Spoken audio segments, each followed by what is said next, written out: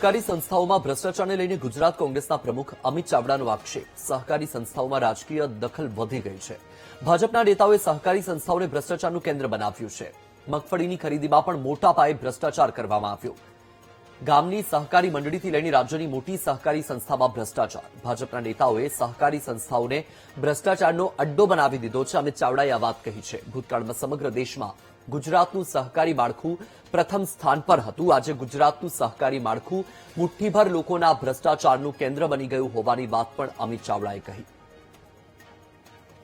આખા ગુજરાતમાં સરદાર સાહેબના નેતૃત્વમાં જે સહકારી માળખાની વ્યવસ્થા ઉભી થઈ કે જે વિના સહકાર નહીં ઉદ્ધાર એવો એક આખો ઉદ્દેશ સાથે સહકારી માળખું ઊભું થયું। એ અમૂલ હોય, ડિસ્ટ્રિક્ટ બેંક હોય, સ્ટેટ બેંક હોય, અનેક સહકારી સંસ્થાઓ એ ગામની સહકારી મંડળીથી લઈ અને રાજ્ય લેવલની સહકારી સંસ્થાઓ કે જેમાં પહેલા ક્યારેય રાજકારણ નહોતું। કોઈ પણ પક્ષનો હોય, કોઈ પણ ધર્મનો હોય, કોઈ પણ જાતિનો હોય, પણ જેને સહકારની ભાવનાથી લોકો માટે કામ કરવું છે એવા લોકો માટે ત્યાં જગ્યા હોતી।